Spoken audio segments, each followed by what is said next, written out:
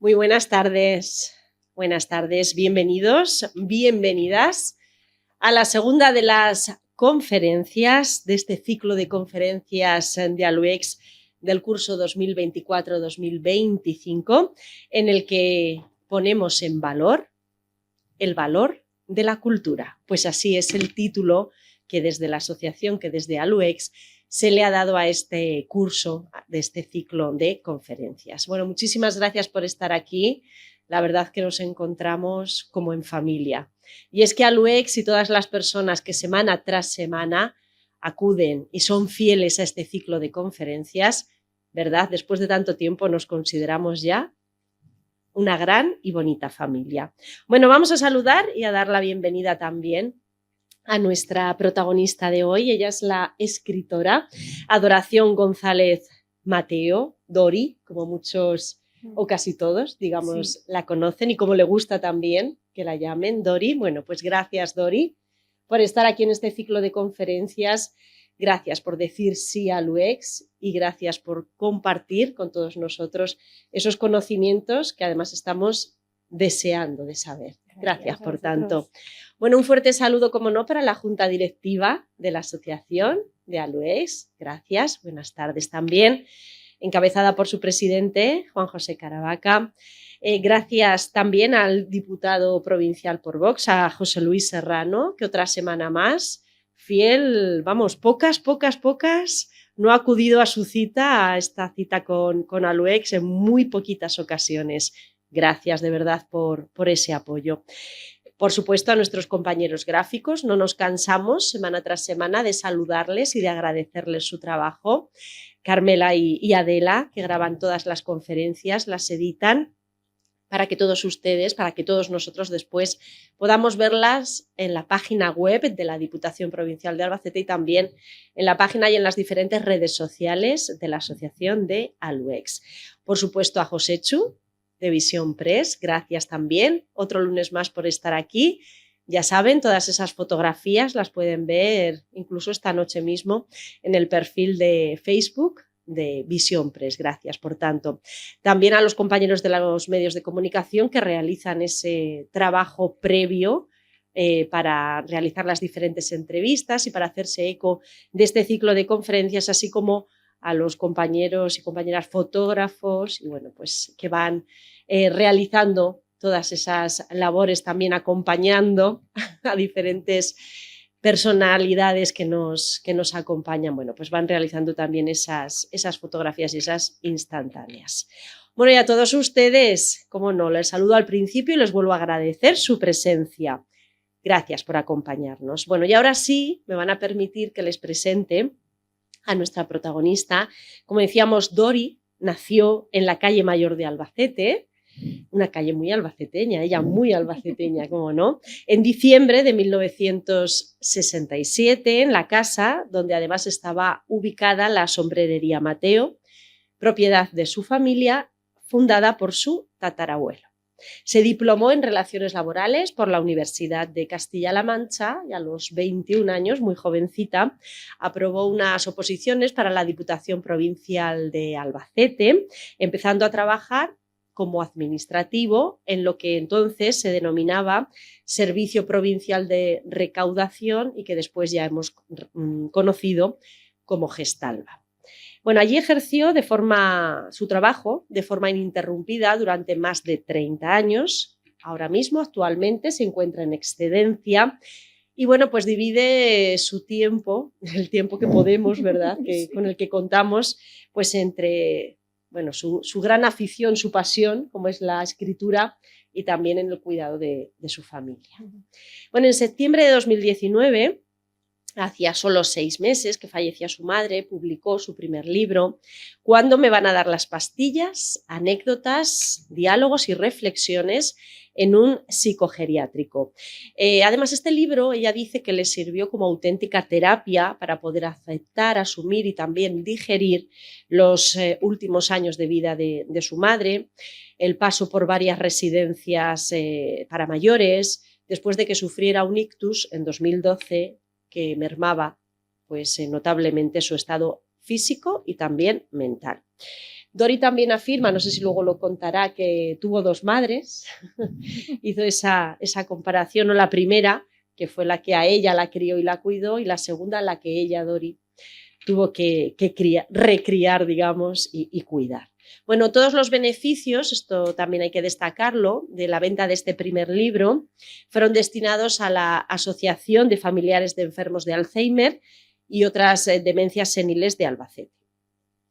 En plena pandemia, Dori cuenta que una anécdota, y es que tuvo que entrar en casa de unos tíos de su madre, era un piso que llevaba cerrado más de 15 años, y que allí descubrió, y quizá no sé si fue no sé, sí, otro momento clave en la trayectoria como escritora, descubrió unos documentos antiguos que pertenecían a su familia y que estaban relacionados precisamente con la sombrerería que hemos mencionado al principio, con la sombrerería Mateo. Bueno, a partir de ahí todo comenzó, quiso saber, bueno, pues a quiénes conocían sus antepasados, cuando paseaban por esta calle, como decimos, tan albaceteña, también por el centro de Albacete, y poco a poco, investigando, analizando, fue descubriendo a varias familias de comerciantes del siglo XIX, y ahí nació su segundo libro, titulado Los que hicieron Albacete. Bueno, aquí retrataba familias de empresarios, de comerciantes de este siglo, como decimos, y también del siglo XX. El libro se publicó en marzo de 2013 y aparecen 18 familias en total, 9 de sombrereros y también, y esto es interesante, la desconocida vida de 3 mujeres empresarias que se dedicaron también a la sombrerería a principios del siglo XX en un mundo, pues como todos suponemos, que era bastante masculino. Bueno, con toda esta información recopilada, además se planteó otro reto y era dar luz a familias de profesionales liberales de Albacete, abogados, médicos, ingenieros, profesores, arquitectos, farmacéuticos, y nació su tercer libro ya, que este publicó en abril de 2024, llamado Albacete en familias, algunas relevantes de los siglos XIX y XX. En total, 35 familias bastante reconocidas de la ciudad. Bueno, en la actualidad creo que se encuentra preparando otro libro más. Sí. No para. Bueno, en este nuevo trabajo va a enseñarnos cómo era Albacete hace un siglo a través de noticias, interesante, de periódicos locales y también nacionales. Este nuevo libro está dividido en secciones y nos va a presentar, ahí dejamos, bueno, pues ese pequeñito cebo, un Albacete muy distinto, o tan distinto, que seguro nos dice, va a despertar en nosotros, en los lectores, una sonrisa y que nos hará reflexionar. Bueno, y ahora, hecha esta presentación, podríamos seguir, pero hasta aquí. Bueno, imagínense que ahora nos vamos de la mano, o se van de la mano con sus abuelos, o con sus padres, o con sus parejas, ya mucho tiempo después, y pasean por Albacete, por el centro de Albacete, por las calles del centro, más destacadas. Con Dori, lo que vamos a hacer esta tarde es precisamente eso, es pasear por el Albacete del siglo XIX y de principios del siglo XX, en este caso desde el punto de vista de la salud. Bueno, como veremos o conoceremos algunos bastantes médicos, también cómo era por aquel entonces la situación sanitaria en nuestra ciudad y cómo ha ido evolucionando, también incluso algunos remedios farmacéuticos de la época, y un recorrido cronológico por estos 25 médicos que vivieron en Albacete en aquellos años. Algunos bastante conocidos, lo van a ver, otros menos, pero todos y cada uno de ellos igual de importantes. Y ahora ya sí, les dejo con Dori. Muchísimas gracias y deseando escucharte. Gracias. Gracias.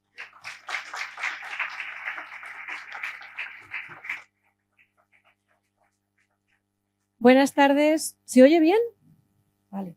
Muchas gracias, María José, por la presentación que me has hecho.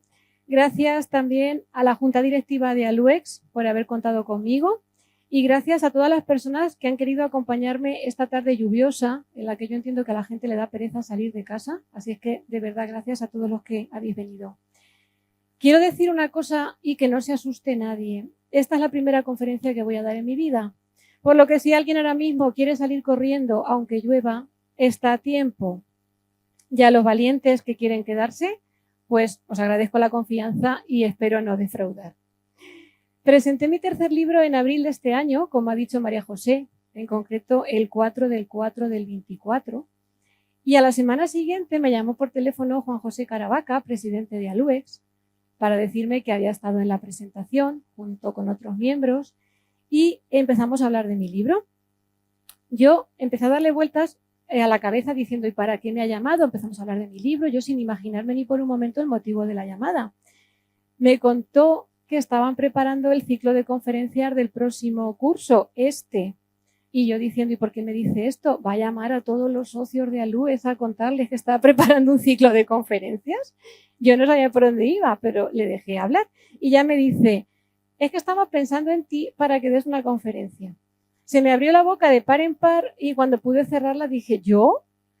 Pero si yo no soy nadie. Eso dicen mucho, me contestó. Y como la ignorancia muy atrevida le dije que sí. Entonces, Juan José Caravaca me pidió que pensara en algún personaje ilustre de Albacete para hablar de él. Déjame 2 o 3 días que lo piense, le dije, pero mientras seguíamos hablando yo le iba dando vueltas a la cabeza. Y le dije, pues mira, no va a ser un personaje, va a ser un colectivo. Voy a hablar de médicos de Albacete del siglo XIX y principios del XX. Pero en ese momento de inconsciencia, porque yo venía de Mercadona y estaba sacando las cosas del carro, pues yo no pensé en la cantidad de conferenciantes que han pasado por los ciclos de ALUEX, gente muy conocida, muy prestigiosa, muy ilustre, con unos currículum larguísimos e impresionantes, y de pronto me planto yo aquí sin ningún currículum. María José decía de algunos de ellos, cuando los presentaba, que si tenía que leer todo el currículum, que se comía ella sola todo el tiempo de la conferencia. Desde luego conmigo no te ha pasado eso. Así que gracias, y gracias por sacar de donde no había, y bueno, no es falsa modestia, es pura sinceridad. Bueno, la conferencia de hoy va a ser como ir a ver a muchos médicos, pero sin que nos hagan ninguna prueba, ni nos den ninguna mala noticia, y también sin que nos metan ningún tubo por ningún orificio de nuestro cuerpo, porque ya sabéis que los médicos, agujero que ven, tubo que meten.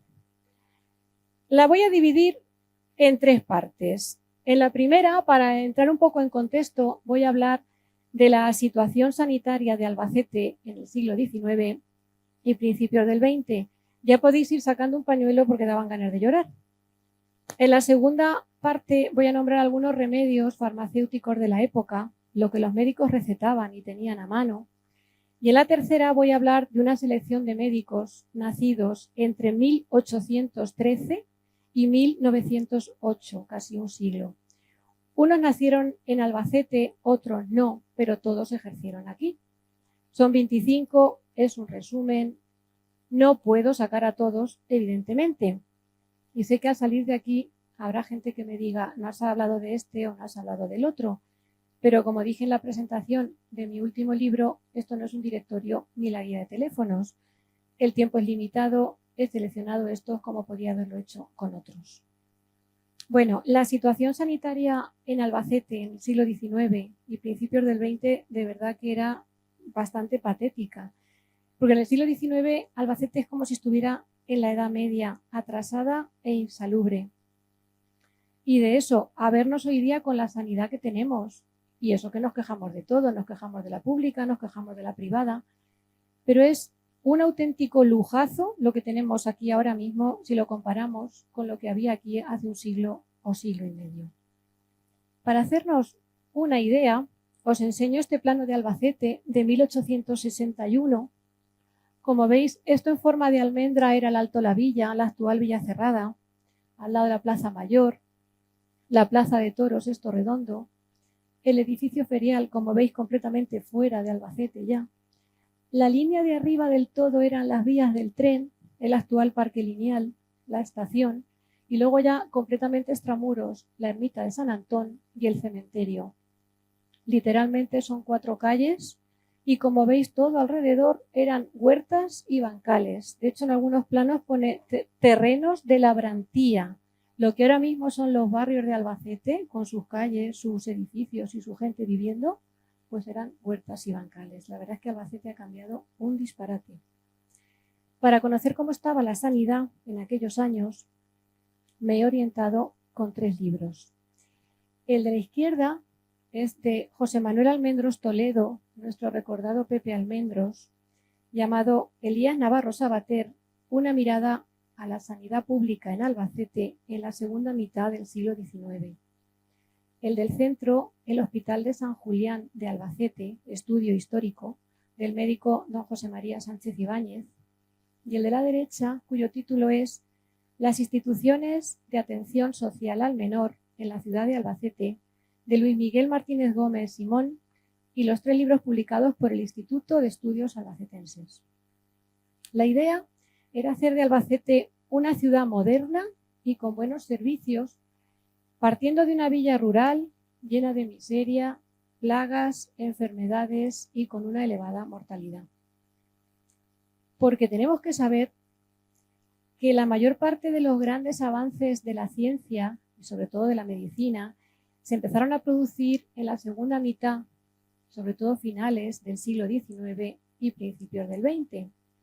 Fue una época en la que se incidió mucho sobre la higiene y hubo un hecho fundamental que fue el descubrimiento de microorganismos como causantes de enfermedades. Si a esto le unimos la anestesia, los antibióticos, las vacunas y los rayos X, todo ello provocó un cambio revolucionario en la medicina. Como nota curiosa respecto a la anestesia, pues decir que tuvo defensores pero también tuvo detractores. Y por ejemplo, una noticia que leí decía que un médico inglés sugirió la anestesia en los partos y fue condenado por la Iglesia calvinista por ser contrario a lo que dice la Biblia, parirás con dolor. Pero cuando otro médico utilizó cloroformo en un parto de la reina Victoria, las críticas se suavizaron. Y claro, ahora todas las mujeres estáis pensando lo mismo que yo. Tendrían que parir los de la Iglesia calvinista.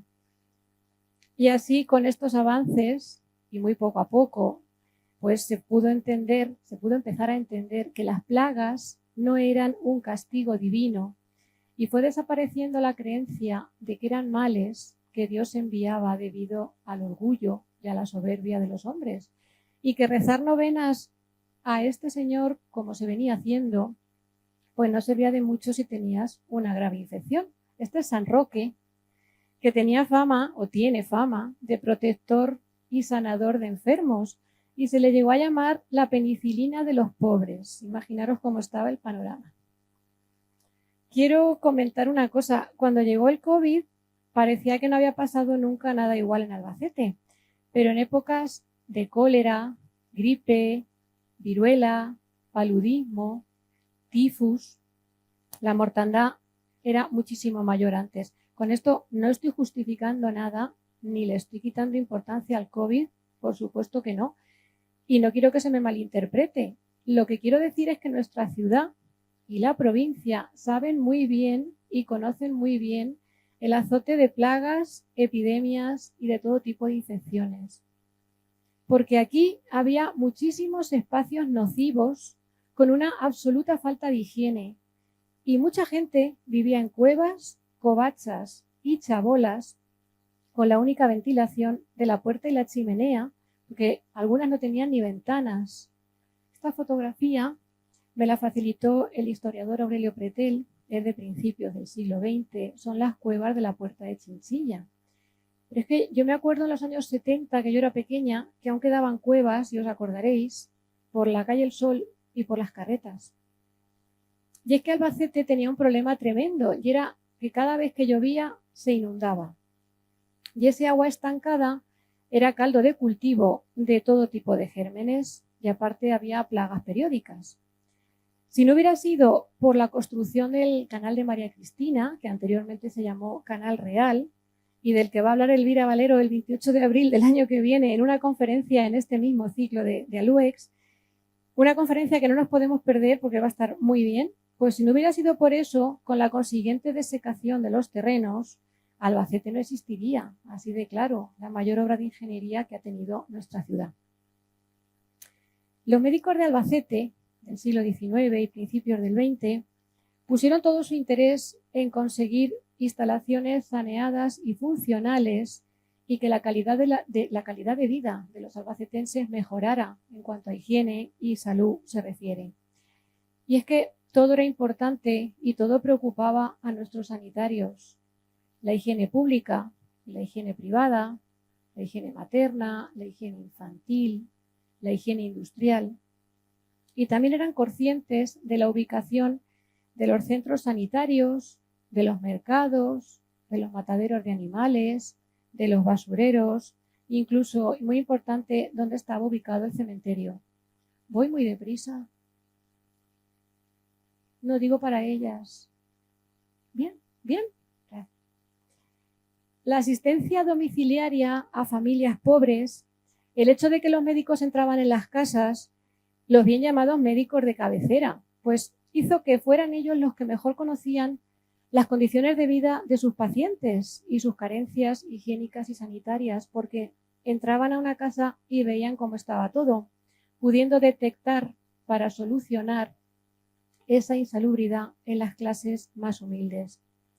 Por ejemplo, fijaros, me encontré una noticia de un acta de un pleno del Ayuntamiento de Albacete de 1910, en el que se aprueba recompensar con 50 pesetas, que en aquellos tiempos sería bastante, a una familia porque han tenido las fiebres tifoideas, han tenido que quemar toda la ropa para desinfectar y tienen que comprar ropa nueva y no tienen dinero.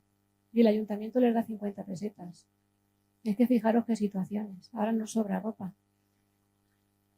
Para hablar de la infraestructura sanitaria, por ejemplo, decir que en 1867 Albacete tenía 17.000 habitantes, poco más que ahora La Roda.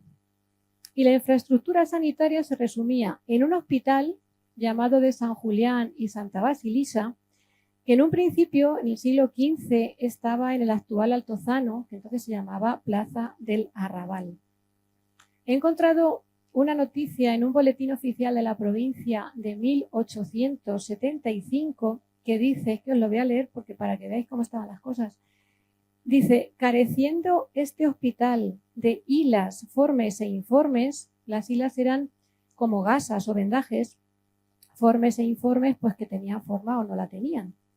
Por haberse agotado las existencias en la curación de los heridos y enfermos que constantemente hay en él, se suplica a las personas caritativas se sirvan remitir a este establecimiento trapos e hilas de cualquier clase, tan necesarias para el alivio y curación de los pobrecitos que padecen. El hospital pedía gasas, imaginaros. Posteriormente, este centro, este hospital, se trasladó enfrente de la iglesia de San Juan, en la llamada Plaza del Hospital, donde está ahora el Ayuntamiento Nuevo. Esta plaza ha tenido varios nombres. Luego fue de Cristóbal Sánchez, que es un médico del que voy a hablar ahora. En la dictadura de Franco se llamó Plaza de Calvo Sotelo y actualmente es la Plaza de la Catedral. Este hospital se derribó en 1923, se construyó uno nuevo, abierto a principios del siglo XX, en las afueras de Albacete, entre las carreteras de Valencia y Murcia, pegado a esta última. Este era el antiguo, bueno, aquí era el hospital nuevo, que luego, claro, pasó a ser viejo. Y una vez derribado el antiguo, el del centro, 4 años después, en 1927, se colocó la primera piedra en aquel solar de un edificio para Casa de Socorro, Laboratorio Municipal y Parque de Bomberos, la Casa de Socorro que seguro que os acordáis muchos. Yo también me acuerdo. Y aparte del hospital, Albacete contaba con un asilo para pobres, que luego pasó a llamarse Casa de Misericordia, la foto de arriba a la izquierda, actual residencia de San Vicente de Paúl, propiedad de esta excelentísima diputación, en la calle del Puente, actual alcalde Conangla, se llamaba calle El Puente porque estaba allí el Puente Madera, bueno, estaba y está. Una casa de maternidad o casa cuna, esta foto de aquí de la derecha, para acoger a niños expósitos y huérfanos, abierta en el que fue antiguo convento de franciscanas de la calle Padre Romano. Y luego esta foto de aquí abajo son unos nenes pequeños de la casa cuna, unos nenes huérfanos en sus tronas que todavía no andan, y están al cuidado de dos monjas con los hábitos blancos y las tocas aladas, que la verdad es que da miedo verlas. Es que parecen dos fantasmas, las ves de noche te da un infarto. Yo creo que estos nenes, cuando empezaran a andar, querrían salir corriendo, porque la verdad es que esas monjas dan miedo. Pobres chiquillos.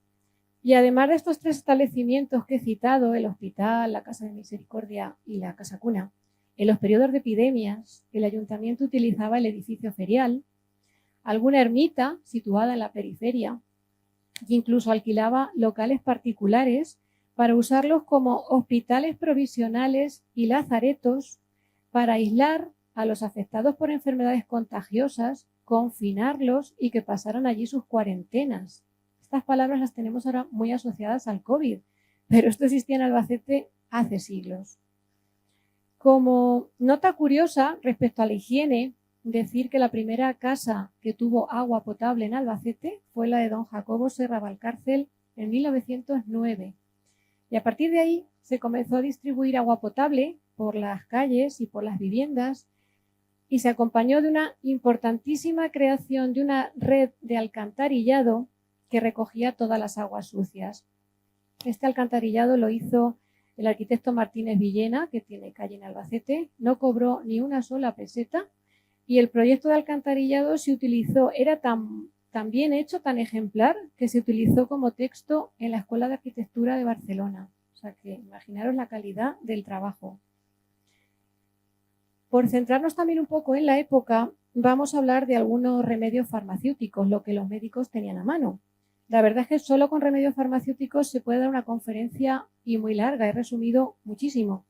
Tenemos aquí, por ejemplo, esta foto que es de la botica del Hospital de San Julián en los años 20 del siglo XX. Es una foto de Jaime Belda, que tiene un siglo. Y como veis, pues son estanterías con botes de porcelana o cristal, con su tapón, su letrero escrito a mano. Y imagino que tenían hierbas, bebedizos y mejunjes varios. Yo no sé en algunos casos si era mejor coger la enfermedad o tener que tomarte eso o directamente rezar la novena a San Roque. La expresión de es peor el remedio que la enfermedad, pues a lo mejor en algún caso aquí era válida. Esta otra foto son 3 botes de porcelana de estos antiguos que había en las farmacias, que en realidad no eran farmacias, eran boticas. Esta fotografía la hice en la farmacia de María Elvira Mansilla Legorburo, de la calle Mayor. Y recordamos que hay una calle en Albacete que conserva su nombre, que es la calle Boticarios. La calle Boticarios, como sabéis, sale de la calle Mayor, de la Plaza Mayor, va perpendicular a la calle Mayor y termina en la Plaza Virgen de los Llanos. Y había un farmacéutico aquí en Albacete, o boticario, que se llamaba Juan Arcángel Riamont, que era el suegro del cronista Mateos y Sotos. Os suena porque tiene una avenida en Albacete. Y tenía su botica o farmacia en la calle Zapateros y vendía productos que le traían directamente de las mejores boticas de Madrid. Y en un anuncio de 1854 que se anunció y decía que tenía, para que veáis los remedios tan curiosos, citrato de magnesia en polvo con suave efecto purgante, pastillas de vichy para enfermedades conocidas vulgarmente como flatoardientes, esencia de zarzaparrilla como depurativo y lo mejor de todo, un elixir curativo radical de las enfermedades secretas, un antivenéreo llamado Gotas de los Jesuitas de Walker. También por aquella época, mediados del siglo XIX, estaban las pastillas pectorales de la ermita para tos, ronquera y anginas recién traídas de Madrid, o la pomada antirreumática de Artigues, o las píldoras de picrato ferroso con disolución de sesquicloruro férrico, nada menos, que eran para fiebres, calenturas intermitentes, tercianas, cuartanas, etc. He visto contratos que hacía el ayuntamiento para el suministro de sanguijuelas para enfermos pobres de la beneficencia, o las cápsulas de bromuro de alcanfor para los nervios y las vías urinarias, o el aceite de hígado de bacalao. Y alguno me dirá, que yo no viví en el siglo XIX, pero del aceite de hígado de bacalao me acuerdo, ¿a que sí? De hecho, es que se sigue fabricando y se sigue vendiendo, con otro sabor, claro. Otro remedio que teníamos era la heroína. Sí, la heroína. esto es muy fuerte, el jarabe Bayer de heroína fue puesto a la venta en 1898 y estaba indicado para las toses de los niños. En 1900 empezaron las campañas publicitarias que incluían el reparto de muestras gratuitas. Y cuando en 1913 se demostró que la heroína se transformaba en morfina al pasar por el hígado y que era muy, muy adictiva, Bayer detuvo la producción, pero tuvieron que pasar 13 años. Otro producto, el Arrenal, que era un derivado del arsénico para la curación de la tisis, la anemia y la debilidad. O el vino de Peptona, que era nutritivo para personas débiles y raquíticas. Llevaba pepsina, vino, menta y agua. La pepsina se utilizó más tarde para la Pepsi. Y veis que antes se hablaba de raquitismo como algo frecuente. La palabra raquitismo se usaba con muchísima frecuencia. Afortunadamente es una palabra, por lo menos aquí en España, ya no se usa. Pasamos a la reina, a la estrella, la aspirina, el ácido acetilsalicílico. Salió al mercado en 1899 en polvo. La marca Bayer era alemana, como sabéis, y al final de la Gran Guerra, de la Primera Guerra Mundial, los aliados se quedaron con la patente como botín y en 1920 pasó a ser propiedad de la humanidad y cualquier laboratorio la podía fabricar sin tener que pagar derechos. No me he podido resistir a traer esta foto del linimento Sloan. ¿Os acordáis cómo olía, qué fuerte olía? Se empezó a comercializar en Estados Unidos a mediados del siglo XIX y es que un tío mío llevaba un bigote igual. Yo cuando era pequeña y veía la caja, yo pensaba que el de la foto era mi tío. Tenemos más remedios. Estoy resumiendo muchísimo porque es que hay muchos y que son tan curiosos. Las pastillas Bonal y pone con cocaína. Es que lo pone. Llevaban benzocaína, que es un anestésico, y decía que te quitaba el dolor de garganta, pero lo que pasa es que te adormecía las mucosas. Se empezaron a comercializar hace justo un siglo. Luego lo de al lado, las pastillas Balda, también de los años 20, también tienen un siglo, y solo llevaban mentol, eucalipto y azúcar. Y decía que era para los niños al salir de la escuela, los ancianos al ir a tomar el aire, los adultos cuando van a sus quehaceres. Se anunciaba como el verdadero remedio del hogar. Y la foto de abajo dice, ¿el nene se resfría? Trátesele mejor sin darle drogas. Pues sí, mejor sin drogas al nene, que no empiece ya. El Vivaporub lo inventó un farmacéutico norteamericano de finales del siglo XIX. A partir de los años 20, también hace un siglo, las hierbas de la Bateamón, que garantizaban la cura de 20 enfermedades. Llevaban un número, cada una tenía una composición diferente y era para una patología, para una finalidad diferente. Estuvieron en el mercado muchísimos años porque yo las usé como depurativo cuando tuve acné juvenil, de eso hace 4 días. Tenemos aquí otros dos, los hipofosfitos Salud y el jabón Zotal. Los hipofosfitos Salud se anunciaron muchísimo, prácticamente a diario en la prensa local y nacional. Llevaban fósforo, hierro, calcio, quinina y genciana. Iban destinados a toda la población, a los niños, los hombres, las mujeres, los ancianos, los tuberculosos. Por ejemplo, este anuncio, hay una señorita que va a jugar al tenis y dice, ¿le agrada a usted el sport? Porque no se decía deporte, se decía sport. Y dice que si perdía fuerza o se cansaba haciendo deporte, pues que se tomara los hipofosfitos.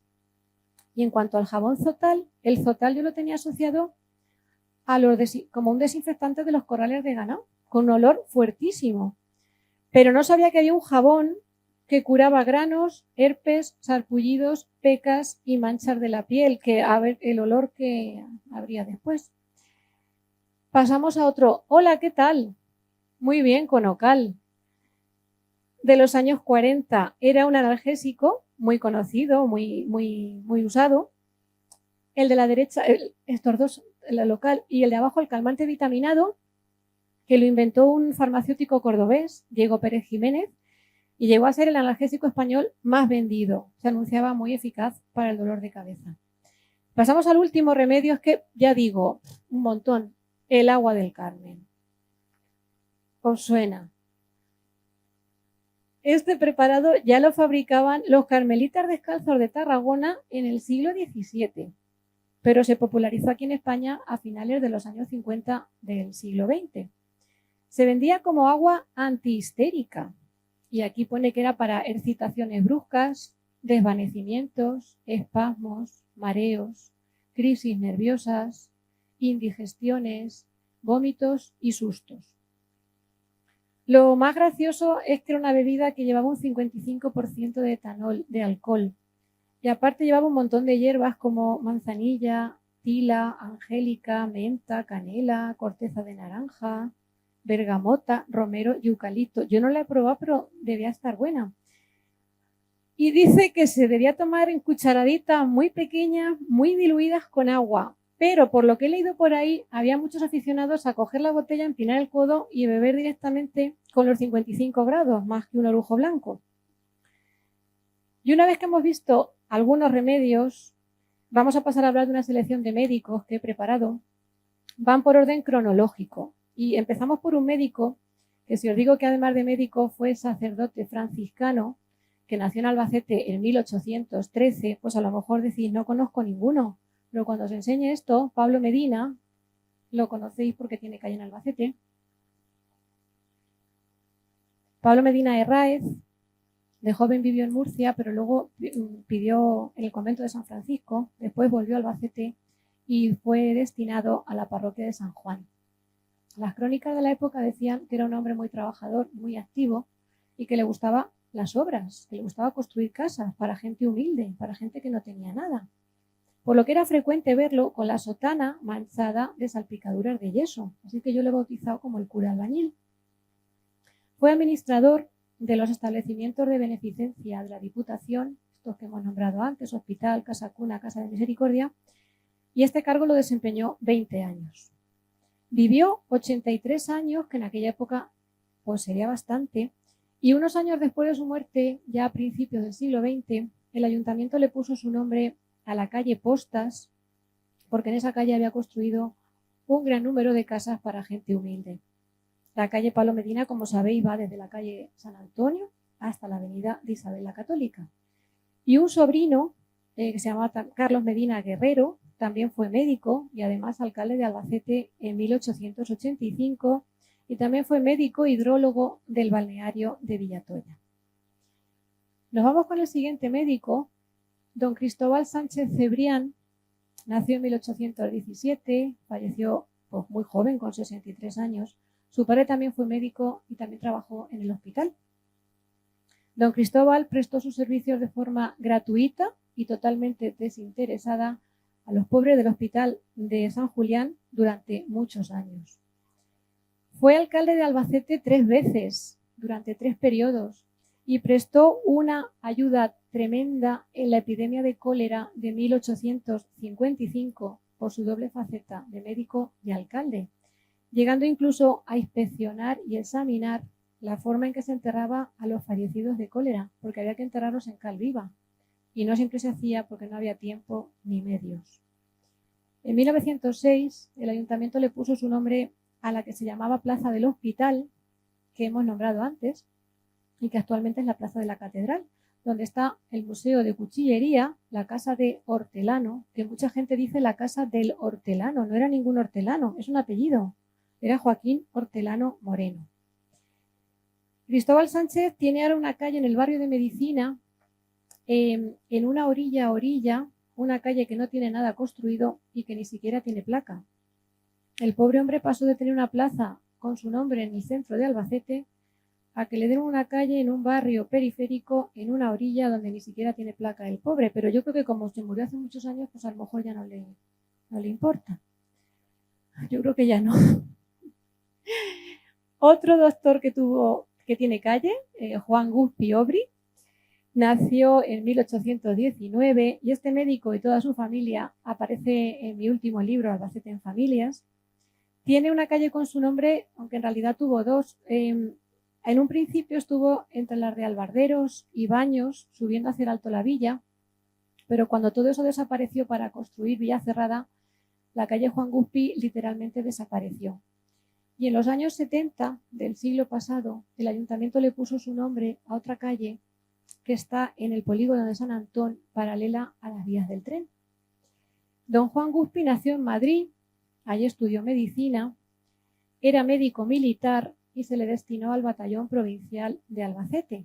Pero cuando este batallón se trasladó a Andalucía, don Juan Guzpi se dio de baja y se quedó a vivir aquí en Albacete y hizo muy bien.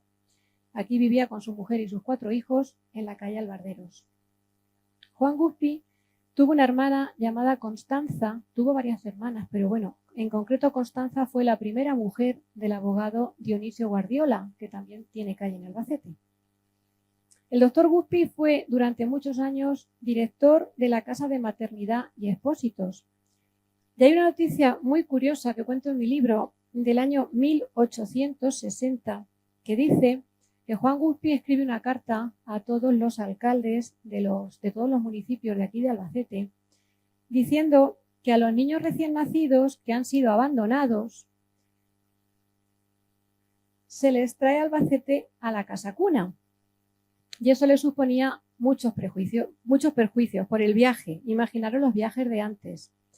Las condiciones climatológicas, la dificultad para encontrar nodrizas y el elevado número de criaturas. Por ello, proponía que en cada pueblo se buscaran amas de cría que recogieran, y lo dice literal, a los desgraciados niños abandonados por sus madres en el instante del nacimiento, los amamantaran, cuidaran y permanecieran en sus pueblos hasta que cumplieran los 3 años. Y entonces sí que se los trajeran aquí a la casa cuna. Pero surgía otro problema, y es que esos nenes estaban sin vacunar. Y al doctor Guzpi, que no se le escapaba una, pues se le ocurrió otra cosa y mandó otra carta. Otra vez otra carta a los alcaldes diciendo que había puesto a la disposición cristales de linfa vacuna extraída recientemente para su inoculación, a fin de que se presentaran a recogerlos, vacunaran a los nenes y entonces sí los trajeran a la casa de maternidad de Albacete. O sea, haceros una idea del panorama.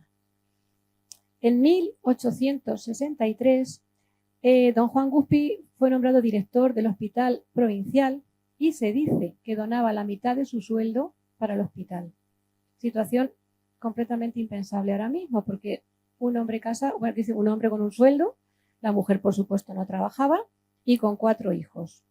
Ahora mismo nadie en esas condiciones dona la mitad de su sueldo. Bueno, ni en las condiciones ni en otras.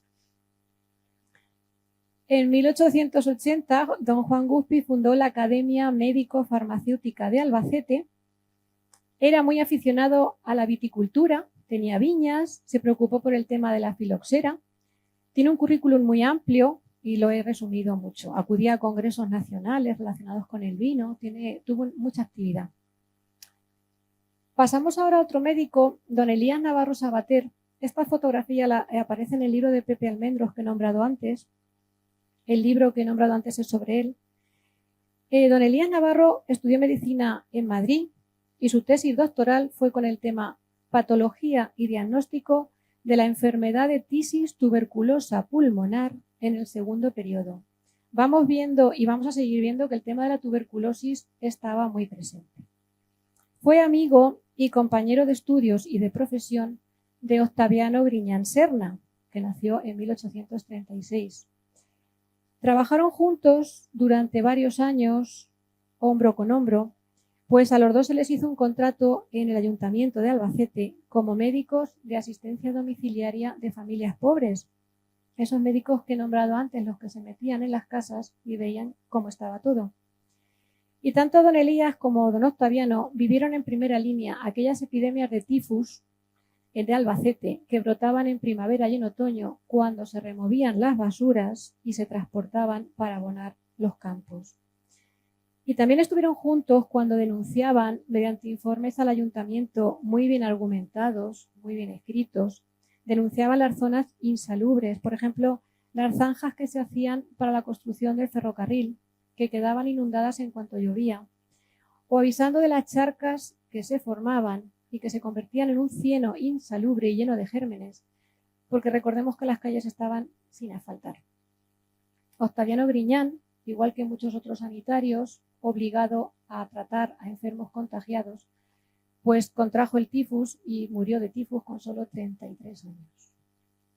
Don Elías Navarro, su compañero, siguió trabajando sin descanso, siempre alerta y avisando, por ejemplo, de que una terrible epidemia de cólera se cernía sobre Albacete, como efectivamente ocurrió en 1885. Y por estar expuesto a los vapores sulfurosos y nitrosos que tenía que respirar cuando fumigaban las casas y los centros públicos, pues cogió una enfermedad congestiva pulmonar que lo retuvo en cama durante un tiempo. En 1895 se creó el Colegio Oficial de Médicos de Albacete, según viene escrito en el libro de José Manuel Almendros Toledo, que he nombrado antes. El primer presidente de este colegio de médicos fue don Elías Navarro Sabater, que dimitió muy pronto, pasando a ser don Juan Guzpi, el que hemos nombrado antes, el segundo presidente, pero estuvo muy poco tiempo porque falleció al año siguiente. Don Elías Navarro falleció con 68 años, muy joven también. Siguiente doctor, también con calle, os suena mucho, la calle del doctor Collado Piña. Nació en la calle La Cava, aunque luego vivió en la calle San Agustín, y era hijo de un carretero, Antonio Collado Portero, y de Nicolasa Piña Lorente. La calle Doctor Collado Piña, como sabéis, va desde la calle La Cava hasta la calle Lepanto. Don Andrés Collado Piña fue el primer profesor de gimnasia que hubo en el Instituto de Segunda Enseñanza a finales del siglo XIX y también fue alcalde de Albacete por esa época. La Diputación lo nombró especialista de medicina general en el hospital, publicó un reglamento de feria y llevó a cabo importantes reformas en el edificio ferial y dedicó mucho tiempo y esfuerzo para promover medidas higiénicas y sanitarias para las prostitutas del Alto la Villa. Murió con 69 años y cuando a su fallecimiento su hijo Abundio donó a la Biblioteca Provincial de Albacete una importante y numerosa colección de libros y de instrumentos profesionales, tal y como don Andrés Collado Piña había dejado escrito en su testamento. La siguiente es una saga de médicos Los Marín, esos seguramente que os suenan, una familia muy conocida aquí en Albacete. Don Manuel Marín Sevilla nació en Lezuza en 1850. Fue médico y director de la Casa de Maternidad, finales del siglo XIX y principios del XX, y en 1902 escribió un artículo que llevaba por título Sobre tuberculosis. Lo mandó a la Sociedad Española de Higiene y tuvo muy buena acogida. Don Manuel Marín Sevilla tuvo varios hijos. Una de ellas fue María Marín Molina, que también tiene calle en Albacete. Esta familia también aparece en mi último libro. Y otro hijo, don Manuel, se llamaba Manuel María Marín Molina, también fue médico, presidente del Colegio Oficial de Médicos de Albacete desde 1926 hasta 1933.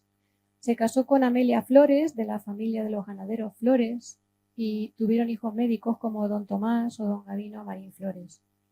Sonia ha sido una saga de médicos en Albacete. Y un dato curioso es que cuando empezaron a desarrollarse las vacunas, se empezó a ver que eran eficaces.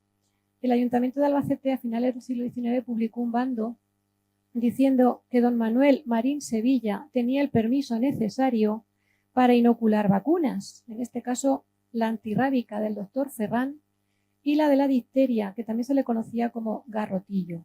Aparece el doctor Ferrán, también con calle en Albacete, don Jaime Ferrán y Clua, médico y bacteriólogo catalán, nació en un pueblo de Tarragona llamado Corbera de Ebro y desarrolló vacunas contra el cólera, el tifus y la tuberculosis. Nos vamos ahora con un padre y dos hijos, los doctores Romero. Don Francisco Romero García, el padre, nació en 1853, falleció con solo 56 años, era tocólogo y llegó a ser director del Hospital de San Julián.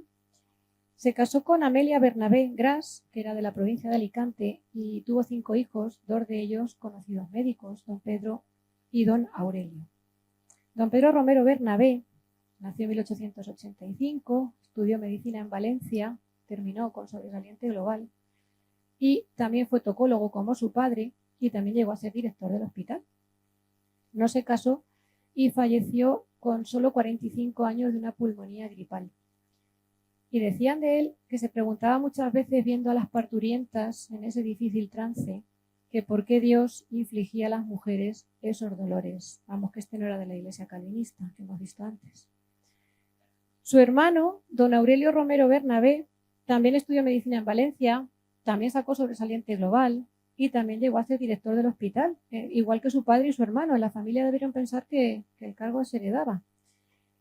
También fue nombrado médico de la Beneficencia y en 1920 encargó la construcción de un edificio donde instaló su clínica y le llamó Sanatorio Romero.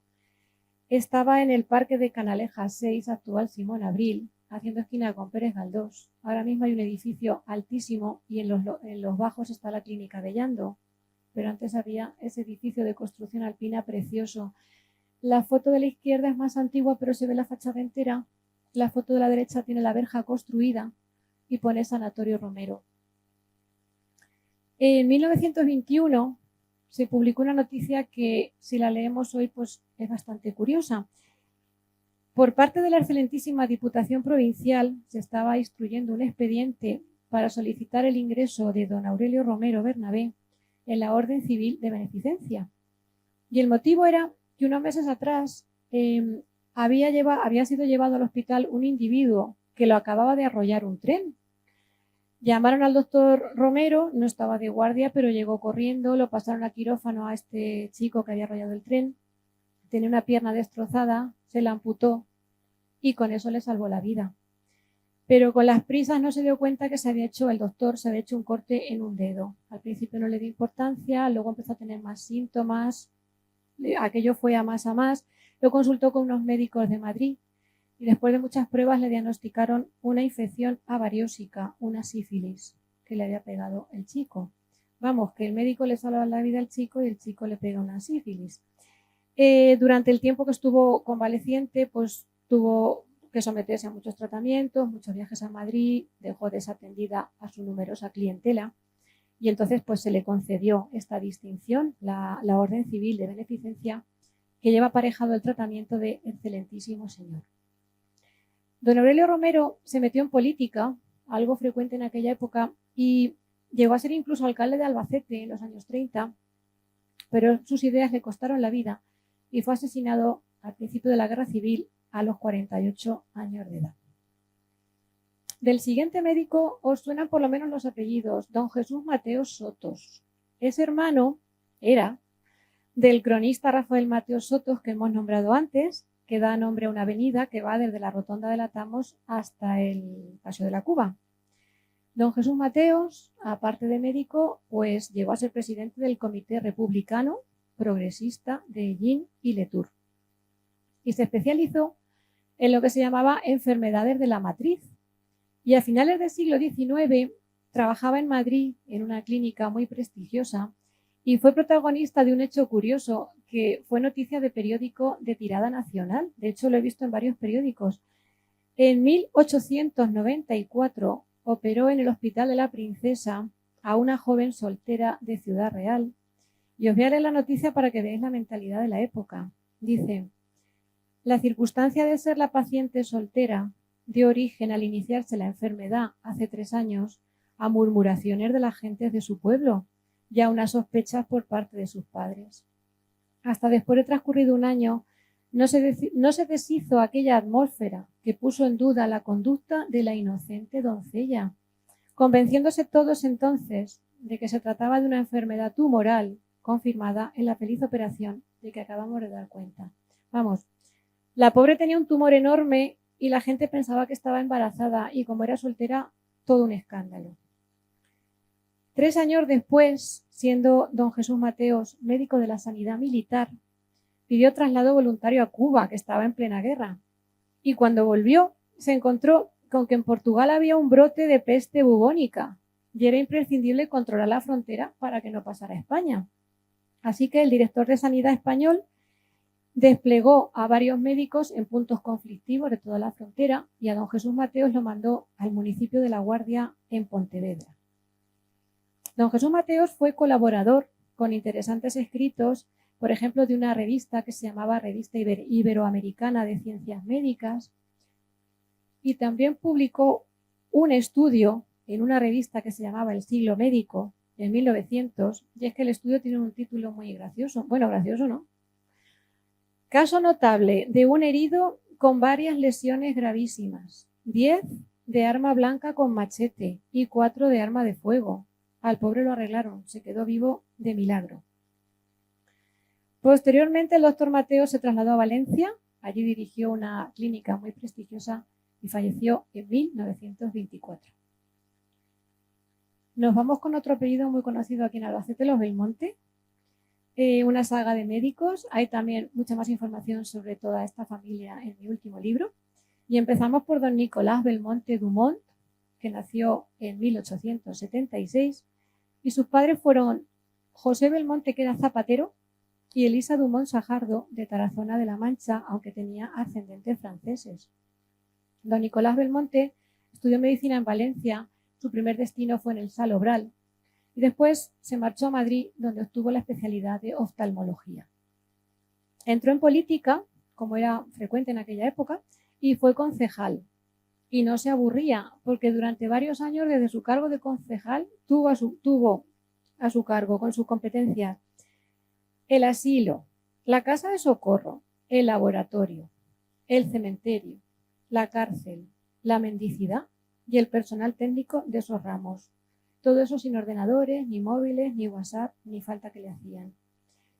En los años 20 del pasado siglo fue diputado director de la Casa de Maternidad y gracias a él se adquirieron camas de obstetricia, se instalaron lavabos y cuartos de baño y se construyó una galería acristalada para que a los nenes les diera el sol. En 1930, don Nicolás Belmonte Dumont se ofreció a pasar una consulta gratuita de oftalmología en la Casa de Maternidad, incluso poniendo él su propio instrumental al servicio de sus pacientes. También fue presidente de la Junta Local de un partido político que se llamaba Acción Republicana. Don Nicolás Belmonte se casó con Dolores González García Gutiérrez, tuvieron 6 hijos y 3 de ellos siguieron la carrera del padre, don Nicolás, don José y don Manuel Belmonte González.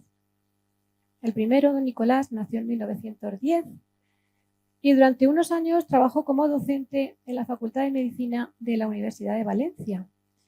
Pero en los años 60 del pasado siglo se trasladó a Valladolid tras obtener por oposición la cátedra de oftalmología de dicha ciudad y poco después amplió estudios en Berna y Estrasburgo.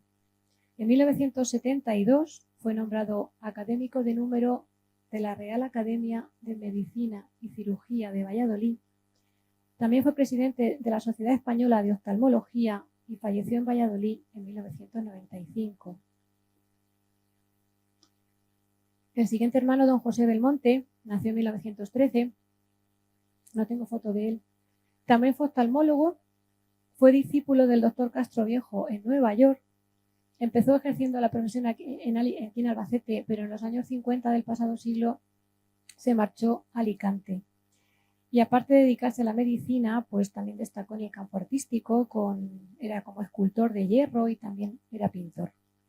Y don Manuel Belmonte González, nacido en 1919, esta fotografía la he sacado de la página web del Colegio Oficial de Médicos de Albacete.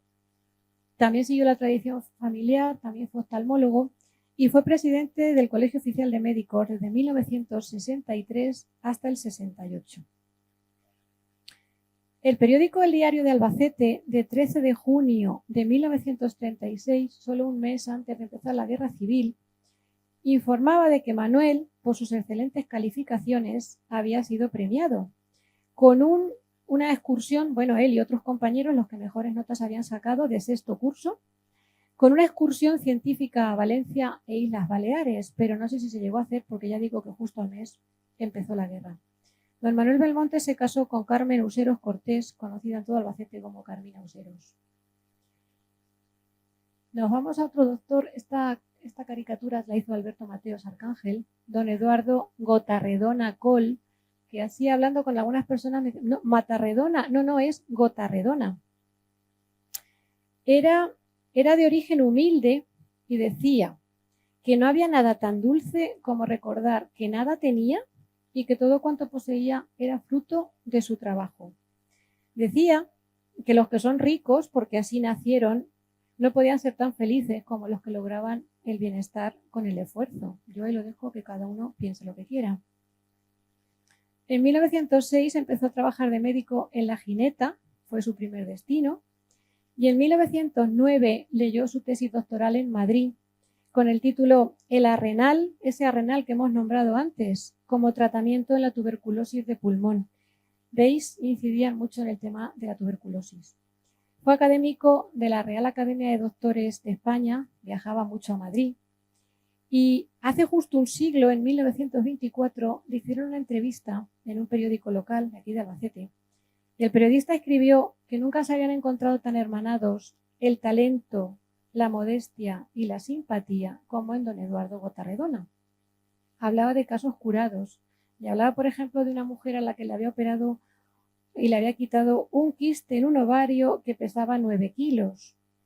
Y también contaba el caso de un pastorcillo de 12 años, fijaros, un nene, que estaba desahuciado por otros médicos, tenía parálisis facial y unas fiebres altísimas. Lo reconoció el doctor Gotarredona, le miró el oído y vio que tenía dentro una garrapata por su contacto con el ganado, porque era pastor. Le echó glicerina, se la mató y se la sacó con unas pinzas. Y desapareció la fiebre y la parálisis facial. Y claro, esto hace justo un siglo, pues se consideró casi como un milagro. También se metió en el mundo de la política, fue teniente alcalde y lo nombraron vocal de la Comisión de Aguas. Y desde ese cargo, y mirando siempre por Albacete, denunció, por ejemplo, que en la calle La Luna, que estaba en el Alto La Villa, pues que en época de lluvia estaba intransitable y pedía que se pusieran aceras. También denunciaba que en esa calle no se recogía la basura y provocaba infecciones. Y señalaba la importancia de un buen abastecimiento de agua para la buena salud de los ciudadanos. También solicitó que se ampliara la red de alcantarillado a más calles de nuestra ciudad para que desaparecieran unos focos de infección. Y es que, como veis, estos médicos acudían a todo y se preocupaban de verdad por Albacete, porque como es que había tanto por hacer, eran médicos que se metían en política, pero que hacían muchísimo por Albacete. Don Eduardo Gotarredona se anunciaba así en la prensa local en los años 30, Gabinete de Electricidad y Rayos X. Tenía la consulta en la calle Tesifonte Gallego. Nos vamos a otro doctor, don José Escobar Bordoy, que nació en Irún en 1890, estudió medicina en Madrid y al año siguiente de terminar la carrera ya era médico del Hospital del Niño Jesús de Madrid y ya se decía de él que estaba en primera línea de los pediatras españoles, aunque luego, como veremos, hacían un poco de todo. Este es otro que entró en el ejército, en el Cuerpo de Sanidad Militar y estuvo, entre otros destinos, estuvo en el Regimiento de Húsares de Pavía y en las intervenciones militares de Tetuán. Estaba la guerra de Marruecos por aquellos tiempos. También fue médico de la Beneficencia Municipal de Madrid y en 1929 pidió licencia de obra para construir una casa con sótano y 3 alturas para 3 viviendas y una clínica, una casa que conoce todo el mundo. En la actual biblioteca, sala de lectura y recientemente remodelada, y anteriormente Comisaría Nacional, en el Paseo de Simón Abril, esquina con María Marín. Cuando la casa estuvo terminada, se mudó a vivir allí con su madre y sus hermanas solteras y se anunciaba así en la prensa local. El médico don José Escobar Bordoy ha instalado la consulta de enfermedades nerviosas y medicina general en su nuevo domicilio de Parque de Canalejas 12. Cuando terminó la Guerra Civil, don José Escobar Bordoy se tuvo que exiliar en La Habana y posteriormente, en 1947, solicitó asilo político en México. Del siguiente doctor, don Arturo Cortés, voy a hablar, no voy a decir mucho de él porque el doctor Julio Virseda pronunció aquí mismo en un ciclo de conferencias de ALUES en diciembre de 2019, pronunció una conferencia sobre él, está en internet en la página web de ALUES y el que quiera pues la puede ver y escuchar. Lo que sí quiero decir es que si yo estoy aquí esta tarde es gracias al doctor Arturo Cortés porque le salvó la vida a mi madre. Mi madre cuando era pequeña tuvo una difteria, mi abuela la llevó a varios médicos, no le solucionaba nada, mi madre se ahogaba, se moría, la llevó a don Arturo Cortés y le salvó la vida. Y en mi casa siempre se dijo que mi madre vivía gracias a este doctor. Nació en un pueblo de Alicante en 1895, llegó aquí muy joven a Albacete a ejercer la medicina y encargó al arquitecto Daniel Rubio la construcción de un sanatorio y vivienda en la plaza Gabriel Odares, que se llamaba Plaza de Canalejas. Lo que veis en primer plano es la Fuente de las Ranas, que estaba ahí, la farola de ahora.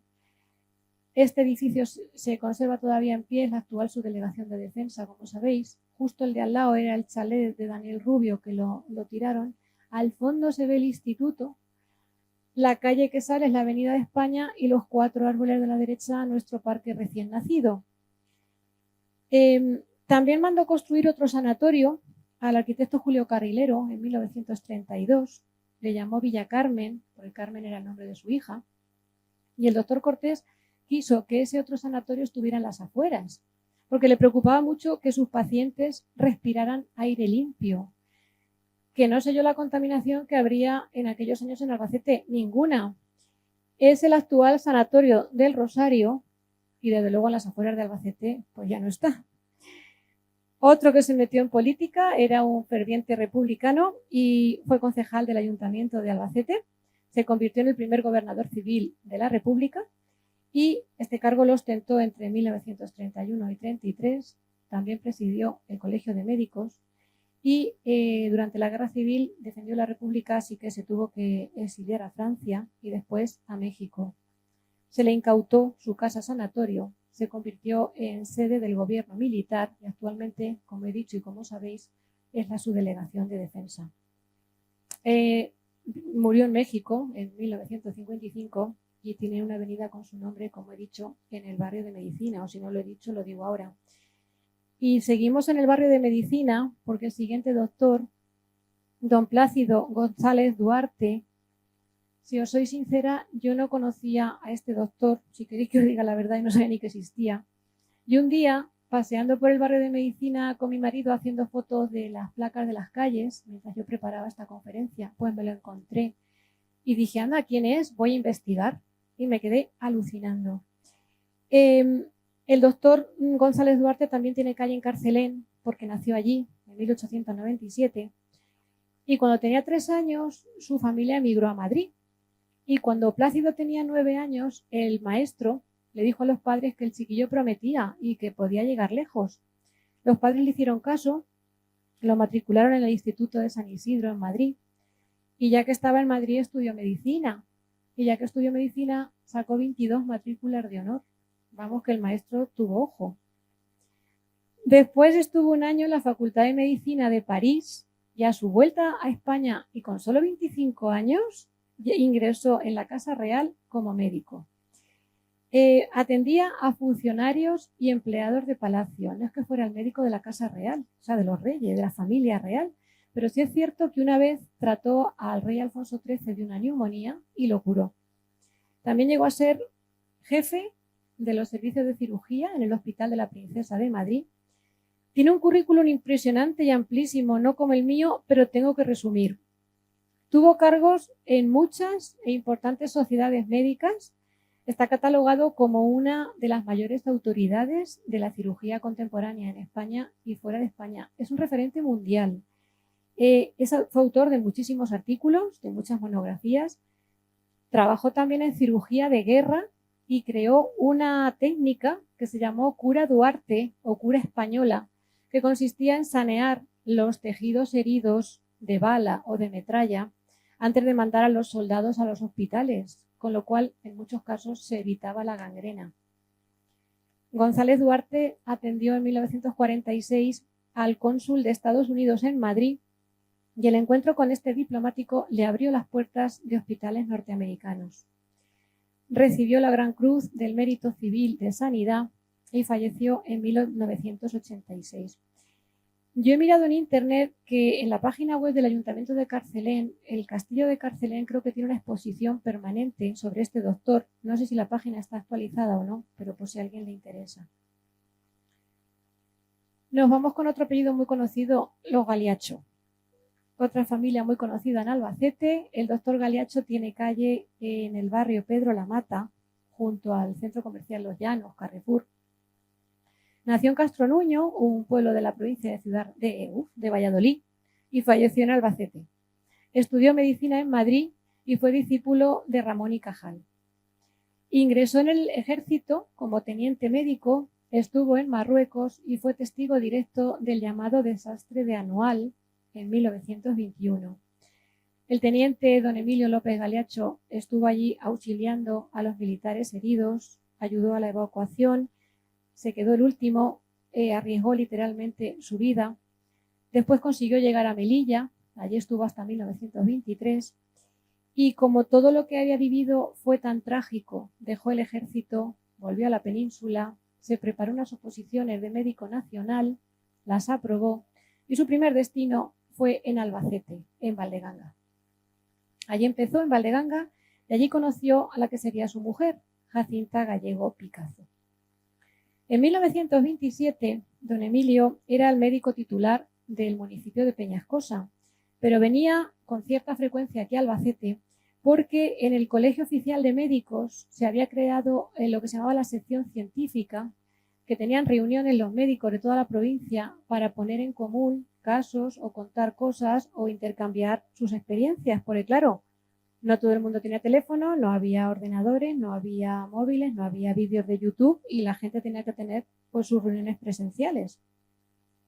También fue nombrado médico de la Beneficencia Provincial, trabajando para esta excelentísima Diputación de Albacete, y también propuso establecer en el Hospital Provincial una consulta general gratuita para todos los enfermos pobres de la provincia.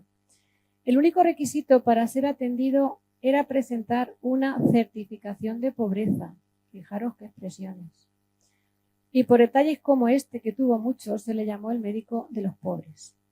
Ese mismo año, en 1929, se anunciaba así en la prensa local: Emilio López Galiacho, médico por oposición del Hospital Provincial, medicina general, consulta de enfermedades del estómago, intestinos e hígado.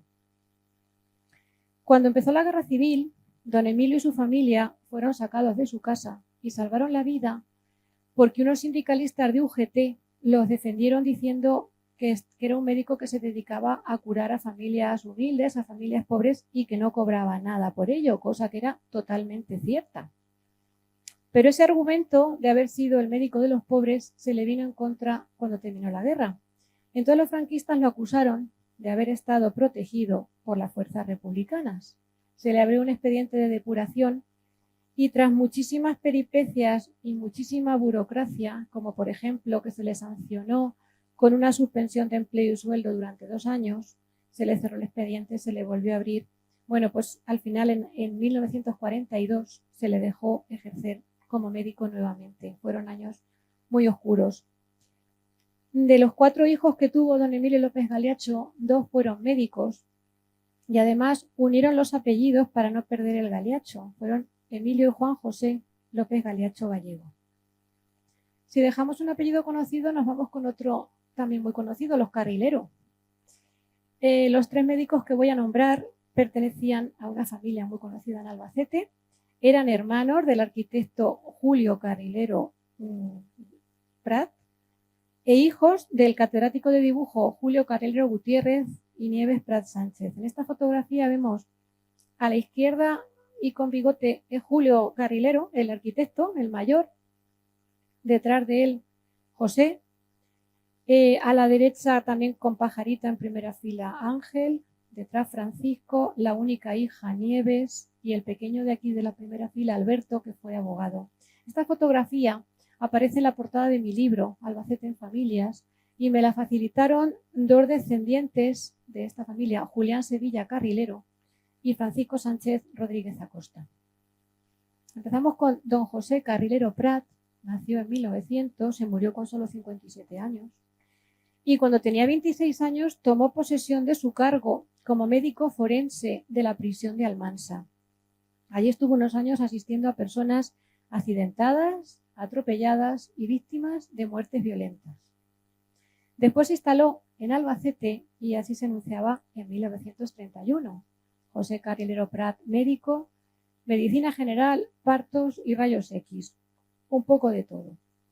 En 1935 era médico de la cárcel de Albacete y falleció, como he dicho, en 1957 con solo 57 años. Su hermano, don Ángel Carrilero Prat, también estudió medicina en Madrid y también acudía a las reuniones del Colegio de Médicos, esas reuniones que he nombrado antes. Y a partir de 1930 se anunciaba así en la prensa local: dispensario antivenéreo de la Junta Provincial de Sanidad, consulta y tratamiento gratuito de enfermedades venereosifilíticas. Y el siguiente hermano, Francisco Carrilero Prat, nació en 1904. La verdad es que en 4 años nacieron los 3 hermanos. Y en 1929 apareció una noticia de 3 hombres que estaban limpiando un pozo en el patio, en el corral de la Posada del Rosario. Este pozo, pues se vertían todas las aguas sucias, los restos de comida, los desperdicios de la casa, y por un accidente esos 3 hombres cayeron al pozo y se quedaron enterrados en el cieno y no podían salir. Cuando el posadero fue a llamarlos, pues vio que no contestaban y rápidamente fue avisado don Francisco Carrilero, que tenía la consulta en el pasaje de Lodares. Salió corriendo, al fin y al cabo era cruzar la calle El Tinte, y la noticia del periódico de la prensa local decía que tomó a su cargo a los asfixiados, logrando, tras agotar todos los medios, hacer reaccionar a 2 de ellos. El tercero, desgraciadamente, falleció. Pero don Francisco Carrilero estuvo 5 horas intentando reanimarlos y esa labor pues, fue muy reconocida por todos los asistentes. ¡Ay, va! Madre mía, voy recortando. Tuvo también un dispensario de la Junta Antituberculosa y, bueno, apareció la noticia de que se le condenaba a muerte, que luego no fue así. Luego falleció en 1967. El penúltimo, don Sandalio Cañamares Moreno. Esto es cuando se mudaron a una clínica en pasaje a la calle Octavio Cuartero 10. Don Sandalio Cañamares Moreno, esta caricatura también es de Alberto Mateo. Trabajó en la Casa de Socorro como oftalmólogo, también fue médico de la Beneficencia. Claro, es que ya vamos todo, se me ha ido el tiempo. Pasamos al último, don José Beltrán Mateos, que también tiene calle en Albacete, es la calle donde está la puerta principal del asilo de San Antón. Nació en Sevilla, era internista, dermatólogo y radiólogo. Y bueno, pues perteneció a la izquierda republicana, estuvo preso antes de la guerra, en la guerra, trabajó de médico en el Hospital Provincial, fue presidente del Socorro Rojo, de la Cruz Roja Internacional, y bueno, con ello voy a terminar ya diciendo que mi padre era colaborador del periódico La Voz de Albacete y también hablaba de gente conocida de aquí. Y en 1978 le dedicó un artículo porque era amigo de mi padre, de hecho yo conocí a don José Beltrán, que tenía la consulta en Covirco, y mi padre escribió sobre él. Voy a rescatar solo un párrafo y con eso termino. Decía de don José Beltrán: pisa con igual soltura el terreno de la medicina, el de la mecánica, el de la radio y el de la electrónica. Conoce con la misma precisión que el cuerpo humano el mecanismo de un automóvil y el de un televisor. Familiarizado con las matemáticas, al mismo tiempo lee la Biblia o el Corán o prepara los mejores platos típicos de cualquier región de España. Cuando vivía en la calle Octavio Cuartero, era jefe indiscutible de los mataderos, lo que hacía compatible con la marcha normal de la consulta. Y a lo mejor, mientras tenía en la camilla a un paciente con la barriga al aire, él por la ventana daba instrucciones a la gente del patio sobre dosis de especias y fórmulas de adobos. Y se iba a pasar consultas a las casas con la perra. Con este médico voy a terminar. Sé que me dejo a muchos, muchísimos, pero como he dicho antes, no hay tiempo para hablar de todos. Eso sí, un recuerdo para tantos y tantos que han cuidado de la salud de nuestros antepasados y cuyos nombres han perdurado en placas de calles o en la memoria de sus pacientes. Muchas gracias.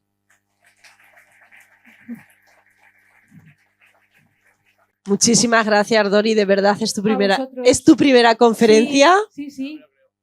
No, sí, la primera. Impresionante. ¿De verdad? Bueno, de verdad. Sí. Eres una estupendísima comunicadora. Muchas gracias. Bueno, gracias a las intérpretes de lengua de signos. Gracias. Un aplauso para ellas. Que a veces es verdad, no nos damos cuenta, igual vamos muy deprisa, excesivamente deprisa, rápido. Bueno, y también para el Colegio de Médicos, que creo que su junta directiva, algún miembro de su junta directiva también nos acompañaba esta tarde, así que muchísimas gracias también. No tenemos tiempo para preguntas, eso sí, porque nos hemos quedado. A lo mejor no las sabía contestar.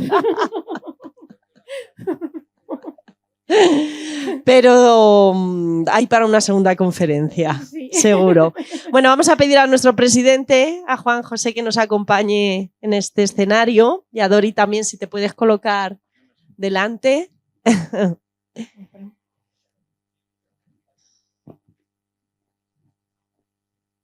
A ver, que la ayudemos.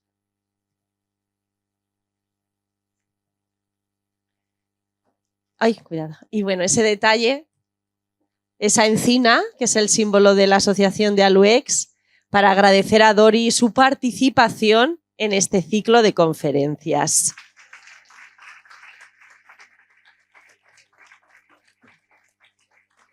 El próximo lunes nos vemos, lunes 4 de noviembre, misma hora, 6:30 de la tarde, aquí en el Salón de Actos de la Diputación Provincial de Albacete.